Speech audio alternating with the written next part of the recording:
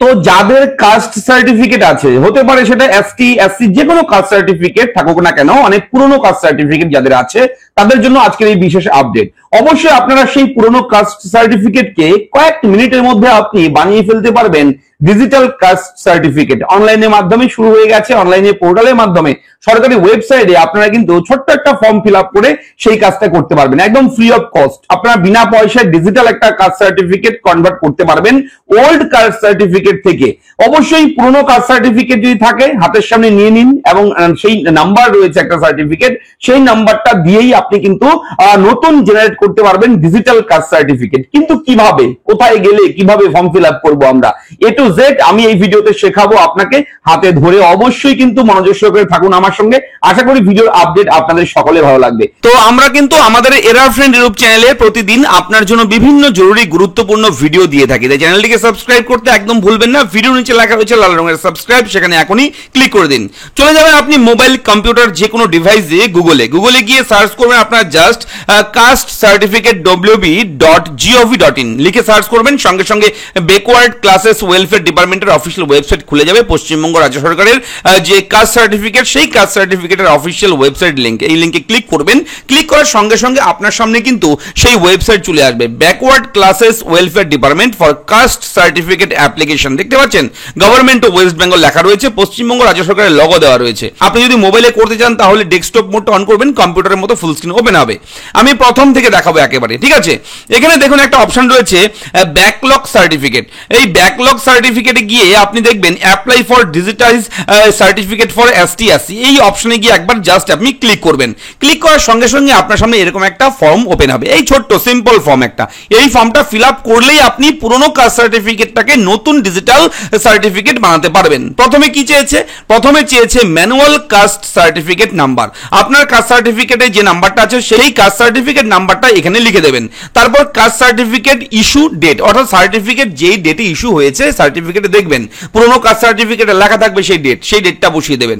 Certificate কোথা থেকে আপনার ইস্যু হয়েছে সেটাও লেখা থাকবে সার্টিফিকেটে, সেটা দেখে এখানে বসিয়ে দেবেন। এবার কাস্ট সার্টিফিকেট কি কাস্ট, আমরা এসটি না এসসি সেটা চুজ করবেন।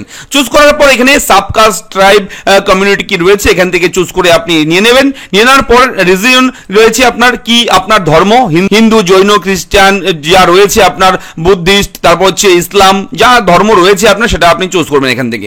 এরপরে নাম, আপনার ফুল নেম লিখবেন, ফাদার্স নেম লিখবেন, ডেট অফ বার্থ এখানে লিখবেন, জেন্ডার লিখবেন, চুজ করবেন, আধার কার্ড নাম্বারটা এখানে বসিয়ে দেবেন, এবং খাদ্য সাথে রেশন কার্ড নাম্বার যে রয়েছে সেই রেশন কার্ড নাম্বারটা এই জায়গায় আপনি বসিয়ে দেবেন।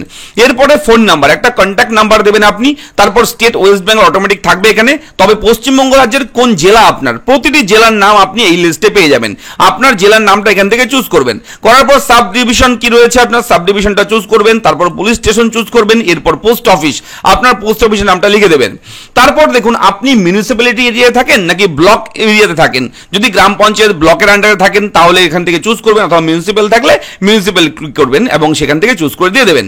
এবং জিপি ওয়ার্ড চলে আসবে, ব্লক যখনই আপনি এখান থেকে চুজ করবেন জিপি ওয়ার্ডের এখানে চলে আসবে, ঠিক আছে? ভিলেজ লিখে দেবেন, পিনকোড দিয়ে দেবেন।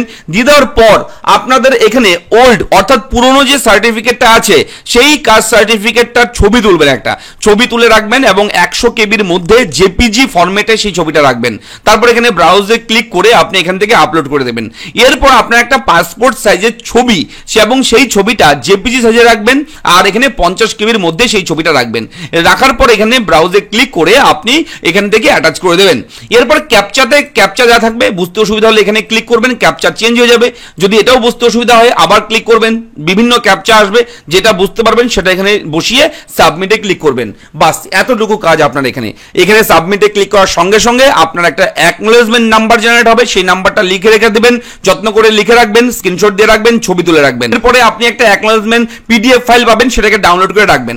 এবং যখন এটা হয়ে যাবে আপনার এখান থেকে কাজ শেষ, আর কোনো কাজ নেই। এবং এর পরের যে কাজটা সেটা হচ্ছে আপনার মাঝে মাঝে এখানে চেক করা, check application status for digitise certificate, এখানে ক্লিক করবেন। ক্লিক করার পর যে অ্যাপ্লিকেশন নাম্বার অর্থাৎ অ্যাকনোলেজমেন্ট নাম্বারটা আপনি লিখে রেখেছেন, টুকে রেখেছেন, ছবি তুলে রেখেছেন, যে নাম্বারটা আছে সেই নাম্বারটা অর্থাৎ আবেদন করার পর যে নাম্বারটা পাবেন সেই নাম্বারটা লিখে সার্চ করে এখান থেকে আপনি চেক করবেন। এবং চেক করে যদি দেখেন যে পেন্ডিং রয়েছে তাহলে ওয়েট করতে হবে। ওয়েট করার পর কিছুদিনের মধ্যে 20 থেকে 1 মাসের মধ্যেই আপনার কিন্তু সার্টিফিকেটটা অ্যাপ্রুভ হবে এবং এখান থেকে সার্চ করে যেটা বেরোবে এখানেই ডাউনলোডের অপশন পেয়ে যাবেন এবং তারপর আপনি ডিজিটাল কাস্ট সার্টিফিকেট ডাউনলোড করে নিতে পারবেন। তো এইভাবে সিম্পল প্রসেস রয়েছে, কয়েক মিনিটের মধ্যে আপনারা বানিয়ে ফেলতে পারবেন, আবেদনটা করে ফেলতে পারবেন।